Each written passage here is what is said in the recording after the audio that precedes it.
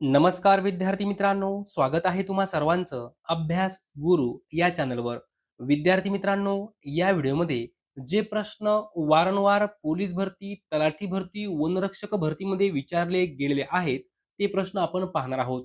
या ठिकाणी प्रश्न पहिला आहे, गोदावरी नदीची महाराष्ट्रातील एकूण लांबी किती आहे? पर्याय पहा. उत्तर माहिती असेल तर लगेच कमेंटमध्ये उत्तर सांगायचं आहे.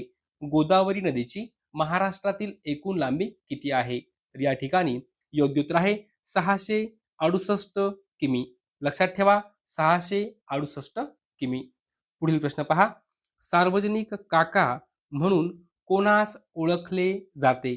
हा प्रश्न 20 वेळापेक्षाही जास्त वेळा पोलीस भरती, तलाठी भरतीमध्ये विचारला गेला आहे. सार्वजनिक काका तर ग वा जोशी यांना सार्वजनिक काका म्हणून ओळखले जाते. ग वा जोशी म्हणजेच काय? गणेश वासुदेव जोशी. पुढील प्रश्न पहा.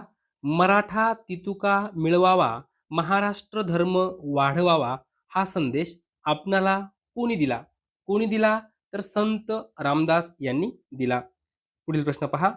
रखमाबाई खटला कशासाठी प्रसिद्ध आहे? रखमाबाई खटला तर पतीने पत्नीला आपल्या अधिकारात डांबून ठेवणे.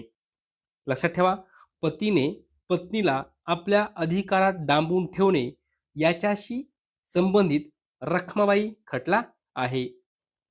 पुढील प्रश्न पहा.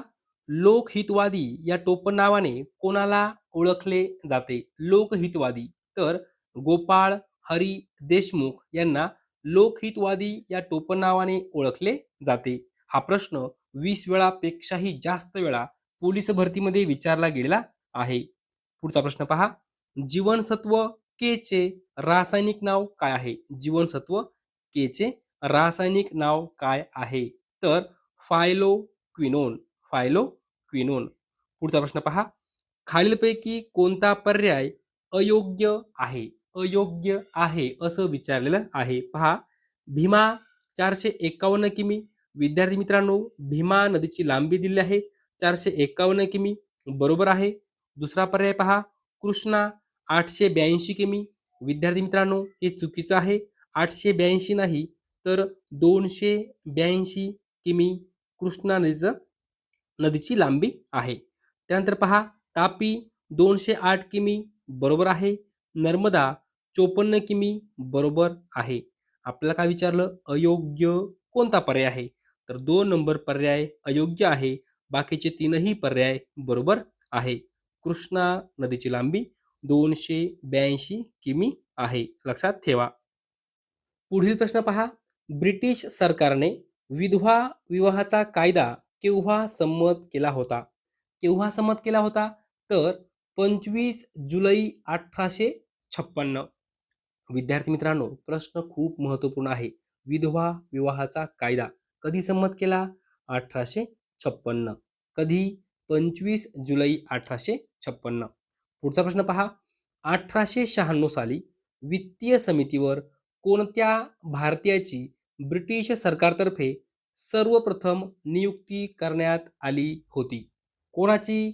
तर या ठिकाणी योग्य उत्तर आहे न्यायमूर्ती महादेव गोविंद रानडे. लक्षात ठेवा, 1896 साली वित्तीय समितीवर कोणत्या भारतीयांची ब्रिटिश सरकारतर्फे सर्वप्रथम नियुक्ती करण्यात आली होती? न्यायमूर्ती महादेव गोविंद रानडे. पुढील प्रश्न पहा. वसंतराव नाईक कृषी विद्यापीठ कोणत्या ठिकाणी आहे? लगेच उत्तर यायला पाहिजे. परभणी. वसंतराव नाईक कृषी विद्यापीठ परभणी. पुढे पहा. गिरीश हे कोणत्या कवीचे टोपण नाव आहे? गिरीश तर शंकर केशव कानेटकर. शंकर केशव कानेटकर. पुढील प्रश्न पहा. जर संसदेने केलेला एखादा कायदा घटनेच्या तत्वाच्या विरोधी असेल तर असा कायदा कोणत्या नावाने ओळखला जातो? कोणत्या नावाने ओळखला जातो? तर अल्ट्रा विरस. लक्षात ठेवा, जर संसदेने केलेला एखादा कायदा घटनेच्या तत्वाच्या विरोधी असेल तर असा कायदा कोणत्या नावाने ओळखला जातो? तर अल्ट्रा विरस. पुढील प्रश्न पहा. रामने दगड फोडला या वाक्यातील कर्ता ओळखा. विद्यार्थी मित्रांनो, कर्ता ओळखा विचारलेला आहे. आता जर आपण क्रियापदाला नारा, नारी, नारे प्रत्यय लावलं तर आपलं येणार उत्तर काय असणार आहे? कर्ता असणार आहे. या ठिकाणी क्रियापद काय आहे? फोडला. मग फोडला याला आपण काय करायचं आहे? नारा, नारी, नारे प्रत्यय लावायचा आहे. फोडणारा कोण? फोडणारा कोण? राम. या ठिकाणी कर्ता काय आहे? राम आहे. लक्षात ठेवा, वाक्यातील कर्ता आहे राम. पुढील प्रश्न पहा. जिल्हा नियोजन मंडळाचे अध्यक्ष कोण असतात? जिल्हा नियोजन मंडळाचे अध्यक्ष कोण असतात? तर पालकमंत्री असतात. कोण असतात? पालकमंत्री. पुढचा प्रश्न. मे 2025 मध्ये टेरिटोरियल आर्मीमध्ये लेफ्टनंट कर्नल ही मानद पदवी कोणास देण्यात आली आहे? तर योग्य उत्तर आहे नीरज चोप्रा. मे 2025 मध्ये टेरिटोरियल आर्मीमध्ये लेफ्टनंट कर्नल ही मानद पदवी नीरज चोप्रा यांना देण्यात आली आहे. पुढचा प्रश्न पहा. भारतामध्ये सर्वाधिक लोकसंख्येचे राज्य कोणते आहे? सर्वाधिक लोकसंख्येचे राज्य तर उत्तर प्रदेश. पुढील प्रश्न पहा. फळ लागवडीमध्ये देशामध्ये अग्रेसर राज्य कोणते आहे? फळ लागवड तर आपलं महाराष्ट्र राज्य आहे. लक्षात ठेवा, फळ लागवडीमध्ये आपल्या राज्याचा प्रथम क्रमांक आहे. पुढील प्रश्न पहा. त्या कन्येला बिंदिया शोभते करता ओळखा. विद्यार्थी मित्रांनो, हा प्रश्न असिस्टंट मुख्य 2015 मध्ये विचारला गेलेला आहे. ओके, पहा. त्या कन्येला बिंदिया शोभते करता ओळखा. विद्यार्थी मित्रांनो, पहिलं क्रियापद बघायचं काय आहे? शोभते. काय आहे? शोभते आहे क्रियापद. शोभते काय आहे? क्रियापद.